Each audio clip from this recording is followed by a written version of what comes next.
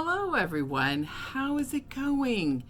I thought today would be the kickoff to the series that I'm doing here on YouTube called What Makes This Quilt Great? So I started quilting really a long time ago when I was young. My mom and I sewed a few squares together just like our grandmothers did for new babies in the family. And she bought me a book in the 80s, about 1986. And this book is no longer in print. And I would highly recommend it because I didn't understand the value of this book until I got a little older and a few years of quilting experience under my belt. It's called the It's Okay If You Sit on My Quilt book by Mary Ellen Hopkins. It was copyrighted in 1982. You might find it at a secondhand shop or at a quilt store having a fundraiser. And it's a really good book because it doesn't give you directions. It just gives you ideas on layout, just solid colors and graph paper so you can work out your own size. You can work out all of the details on your own. So where I thought I would start is the Humble 9 patch. The Humble 9 patch is one of those quilt blocks that when you first look at it, you're like, really? This, beginners only do that. And this is the Humble 9 patch. It's just amazing what you can do with reversing color on it.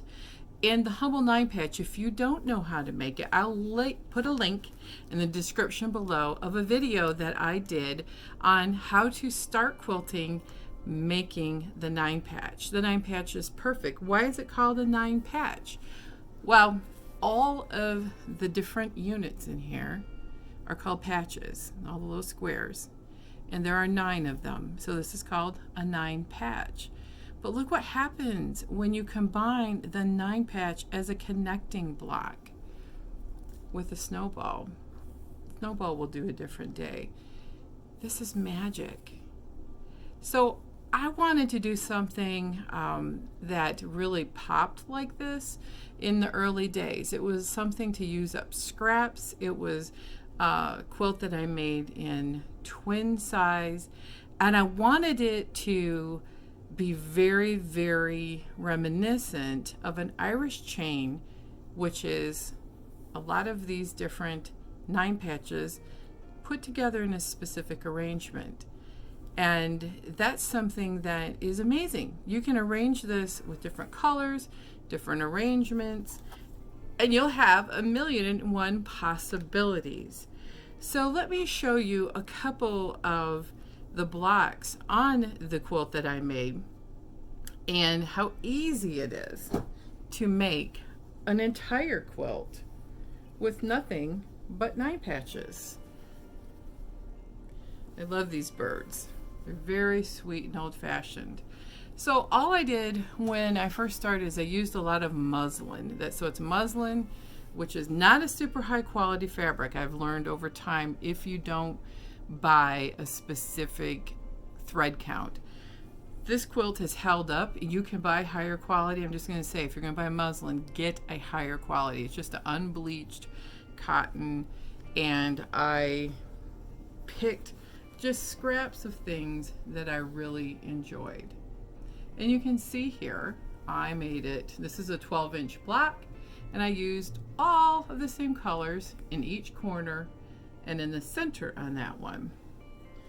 I really started to get wild, didn't I? Look at that, I had enough. But the fun thing is, I also did a 3-color 9 patch here.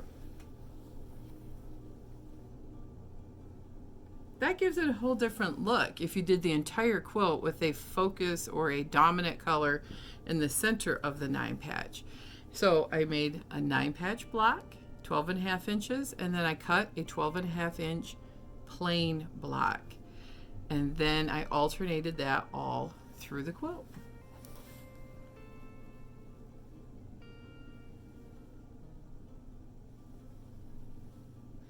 So it gives you some idea. Now I had this long armed and I wasn't long arming back then. and I just had an overall meander put on it, and it's okay for the purpose. This was a child's twin size bed quilt, and it's held up for the years. This is probably close to 20 years old. I don't wash my quilts a tremendous amount. I dry them and I tend to air them out, but I don't machine wash them because that's really hard. You know, if you do machine wash your quilts, tip of the day, put it in an oversized washing machine that doesn't have an agitator in it. And I have one of those at home, and so periodically. Now what's super fun is I use some old fabrics, so this has a little bit of memory for me. You know, these little fabrics I bought when I was making some quilt for a baby. Oh, look at these are little polar bears. But when you look at it from a distance, you don't go, oh, that's a Christmas quilt. Oh, it's right next to 4th of July fabric. It's okay, because from a distance, all you see is the color. I will put a picture, a still picture of the whole overall quilt at the end, as well as a close-up of the 9-patch. That is one way to do 9-patch. It's a super simple quilt, but what I like is the simplicity of it. It's magic. It connects in chains all across the diagonal. If you can see that in this particular thing, it just connects in these chains. Very, very cool. But there are endless possibilities. So let me show you another quilt where I was learning how to put together 9-patches and then doing some different things to give it a pop, but focus more on the pattern of the fabric versus the overall pattern of the quilt. So this one had a collection. Sorry, I had to get this fell. So I used a collection of this teal and brown, and if you look, I framed all the 9-patches.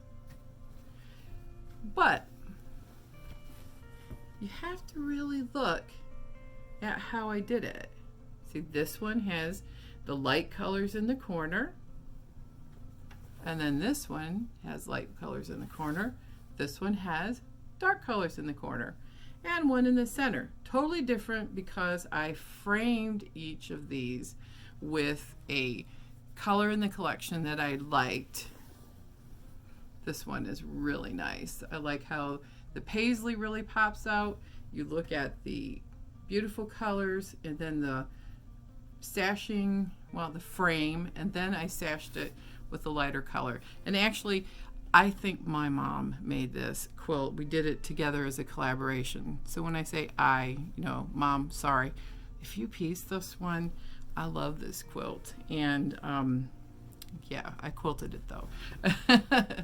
And then look at this one. 3 colors.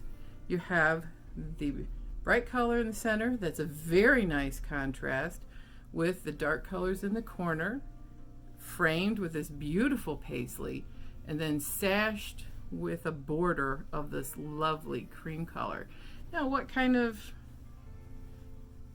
quilting did I do? In each center, I did a meander around, and then a cluster of 3 leaves was in the center of every block. And I did back this again, just getting our long arms. This is one of the first long arming projects that I did. But it gives it a nice overall texture, and quite honestly, the focus of this quilt is the fabric. So it's just an all-over design, giving texture to this really, really cute teals and browns. This was made a few years ago, but I still think that the fabric and the classic block do not age. It's just as fresh today. That's the beauty of the 9-patch. What makes that quilt great?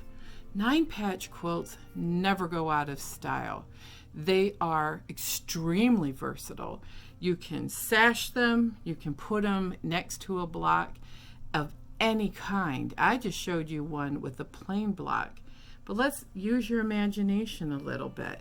If you go back to the beginning, remember, she used 9 patches as what she calls the connecting block.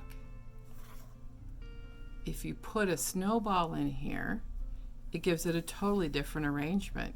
You get the bright pop with the yellows. She put a bright color in the centers and dark on the edges. But here, look at what she did. This is an idea of, see, this has dark in the 4 inner squares, and then the yellows all make an X in each block. Here it's the opposite, where the darks make an X in every block, and the snowball pops in right here, and it gives this interesting curved chain look.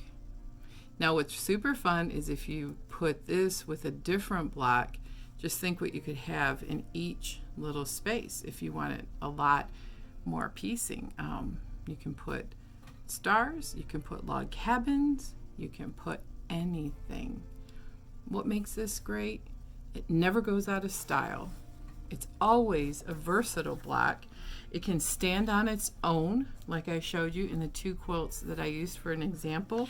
It can be the secondary block that plays more like second violin, where it will support the number 1 block. It is amazing what you can do with the humble 9 patch. It is probably, I think, the building blocks of quilting, where 9 patches, and I'm going to find the whole 9 patch unit here.